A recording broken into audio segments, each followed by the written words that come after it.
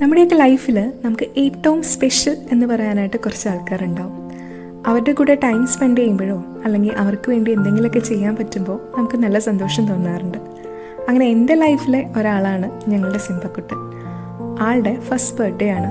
So ആൾക്ക് വേണ്ടിയിട്ട് ഒരു ചെറിയ കേക്ക് അങ്ങ് ഉണ്ടാക്കാമെന്ന് വിചാരിച്ചു. നമ്മൾ ഷോപ്സിൽ നിന്നൊക്കെ മേടിക്കുന്ന കേക്കുകളൊന്നും നമ്മുടെ പെറ്റ്സിന് കൊടുക്കാൻ പാടില്ല. സോ വീട്ടിൽ തന്നെ ഒന്ന് പരീക്ഷിച്ച് കളയാമെന്ന് വിചാരിച്ചു. അങ്ങനെ ഇന്ന് ഞാൻ ഉണ്ടാക്കുന്നത് ഒരു ഓട്സ് ബനാന കേക്കാണ്.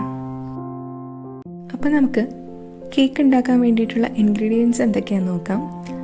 ആദ്യം കുറച്ച് യോഗർട്ട് വേണം, പിന്നെ കുറച്ച് പീനട്ട് ബട്ടർ, പിന്നെ കുറച്ച് സിനമൺ പൗഡർ, പിന്നെ ബനാന. ഞാനിവിടെ 2 ബനാനയാണ് എടുത്തേക്കുന്നത്, നമ്മുടെ ഏത്തപ്പഴം. പിന്നെ കുറച്ച് ഹണി വേണം, പിന്നെ 2 മുട്ട, പിന്നെ കുറച്ച് ഓട്സ് മിക്സിയിലിട്ട് പൊടിച്ചെടുത്തത്. പിന്നെ എല്ലാം മിക്സ് ചെയ്യാൻ പാകത്തിന് ഒരു ചെറിയ പാത്രം എടുക്കുക. നമ്മുടെ ബനാന മിക്സിയിലിട്ട് നല്ലപോലെ ഒന്ന് പേസ്റ്റായിട്ട് ആദ്യം അരച്ചെടുക്കുക.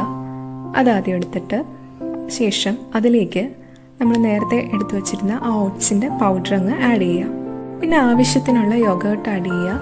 ഞാനിവിടെ ഒരു 2 സ്പൂണാണ് എടുത്തേക്കുന്നത്. പിന്നെ നമ്മൾ നേരത്തെ എടുത്തു വച്ചിരുന്ന എഗ്ഗും, പിന്നെ അതിലേക്ക് കുറച്ച് സിനമൺ പൗഡർ ആഡ് ചെയ്ത് കൊടുക്കുക, വളരെ കുറച്ച് മതി.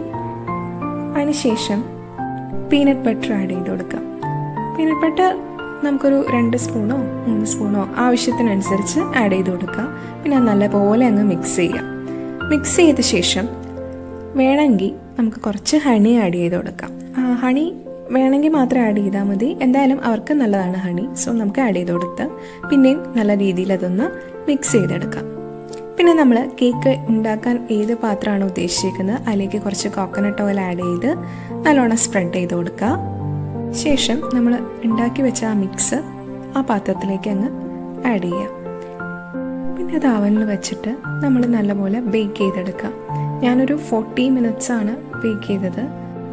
സോ 40 മിനിറ്റ്സ് കഴിഞ്ഞപ്പോഴേക്കും എൻ്റെ കേക്ക് ഏകദേശം ഒന്ന് സെറ്റായിട്ടുണ്ട്. അപ്പോൾ കേക്ക് റെഡി ആയപ്പോഴേക്കും നമ്മുടെ സിംബക്കുട്ടൻ ഒന്ന് ഉറക്കത്തിൽ നിന്ന് എണീറ്റ് വന്ന് നോക്കുന്നൊക്കെ ഉണ്ട്, എന്താ ഇപ്പോൾ അവിടെ സ്പെഷ്യലായിട്ടൊക്കെ നടക്കുന്നതെന്നൊക്കെ.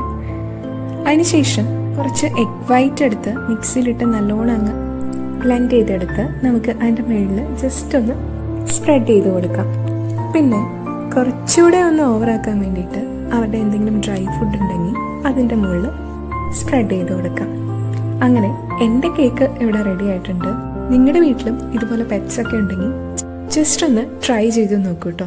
എന്തായാലും സംഭവം ഹെൽത്തി ആൻഡ് ടേസ്റ്റിയാണ്. അപ്പോൾ ഇനി അടുത്ത വീഡിയോയിൽ കാണുന്നത് വരെ ബൈ, ടേക്ക് കെയർ.